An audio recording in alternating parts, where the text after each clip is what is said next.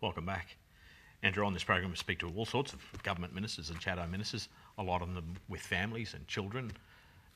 You're a single man. How does your life revolve around politics? How do you fit in a social life outside what is a very, very busy job?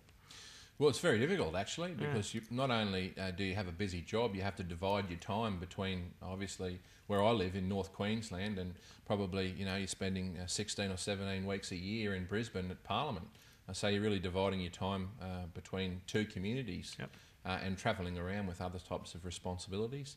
And being a 24/7 job, it is sometimes hard to fit in a social life. But I always enjoy following my local rugby league teams on the weekends. The Tully Tigers play in the Cairns competition, Yep. and the Herbert River Crushers, which are based in Ingham, play in the Townsville competition. So I always like to try and follow the local teams and get out. And I'm also a Rotarian, and I enjoy the community service that I've given opportunities to do through my Rotary Club.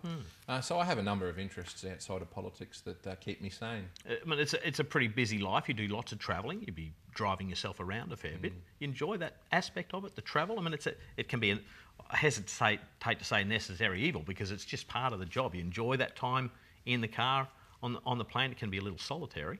Yeah, my electorate's in between Townsville and Innisfail, and it's 300 kilometres from one end to the other of my electorate. It's not the biggest electorate in Queensland. Some of those western electorates and far northern electorates are really big.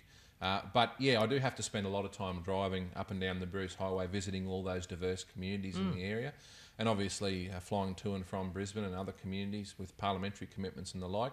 But it does give you an opportunity to meet an awful lot of different people, and that is a great experience. That's one thing about this job that really keeps it interesting. Every day is a new day with new challenges, and when you get out of bed in the morning, you don't quite know what's going to happen, who's going to call, what letter's going to turn up, or email's going to turn up. It's a bit of a mystery box every day. Despite the fact that politicians are seen to be creating policy, it would be a mistake to think that the people that you don't meet on an everyday basis don't have a massive influence on your thinking, your colleagues' thinking, and the way you conduct your job. Absolutely. We're representatives of our local community, so we're listening carefully to them all the time about how they feel about things, how they feel about the challenges in their everyday life, in their business dealings, providing for their families, and that influences us all the time. And that's the attitudes that we bring to Parliament, and that's part of our job. Tell me about North Queensland post-Cyclone Larry. Cyclone Yasi has had an enormous impact on my life.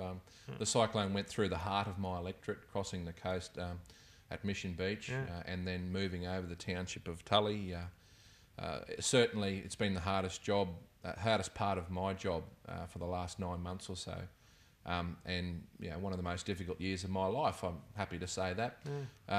But it has been a wonderful insight, even though I grew up in that community, a wonderful insight into the values of the community and how they have been able to work together to bring everything back. And I don't think it's not underestimating it to say that a lot of people are still putting their lives back together. In an emotional sense as well as in a physical sense. We're still dealing with the insurance companies and the builders and all of that work. We're still putting things back together physically in the community, but we're also still putting things back emotionally. I mean, I guess it's that stoic nature of people who live in tropical climates that you expect a degree of storm damage to come with living in the area. But when something that significant comes through, you can never plan for that. You never know how it's going to come out the other end, do you? And notwithstanding that, Shaun, I was still scared. I mean, I was in Ingham on the night of Cyclone Yasi, and it was an experience that I don't particularly want to go through again. I spoke to my mum and dad in Tully at midnight on that night, and I was talking to Dad on the phone, and he said that it's true that you can see stars in the eye of a cyclone because the eye was moving over Tully at that time. And, I was really scared for my family and worried about the community as a whole. And I was worried for several months afterwards, but we've all worked really hard together, and in the long run, I hope that there will be some benefit that comes out of this terrible experience that we've had. But it really does have a deep impact on the fabric of the community. We went through Cyclone Larry in 2006 and now Cyclone Yasi in 2011, and it has been a very big challenge for the community in the region. Can you identify what that benefit might be at this, it's relatively early stage, isn't it? Lessons about preparedness, new infrastructure, opportunities for people to make changes to their homes and things that have been, it's a terrible opportunity. Hindsight's a terrible teacher in a lot of ways. Yeah, it is. But hopefully we'll look back and we'll say, well, we did learn a lot of lessons about that, and we did take the opportunity to make things better when we've gone in to do the clean-up and do the repairs, and be more prepared for these things in the future. We're just about out of time. You have a point in your life when you think you might look at moving on from politics? Well, not at this point in time, Shaun. Okay. I really enjoy my role, and I'm really committed to it. Whether or not I have to find something else to do will be up to largely the community if they choose to continue to support me as their representative. But I don't want to look too far into the future because I'm very focused on the job that I'm doing now. Obviously, I haven't had the opportunity with my party to be in government yet. I've been an opposition member for the last 5 years since I was elected. I'd love to have an opportunity to be in government and be in a position to make some real decisions about things in government.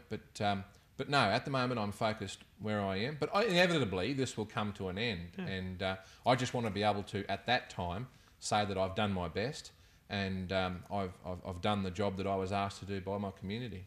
Andrew Cripps, thank you for your time. Thanks very much, Shaun. You've been watching Meet the Ministers. My name is Shaun Bindley. I look forward to joining you again next week.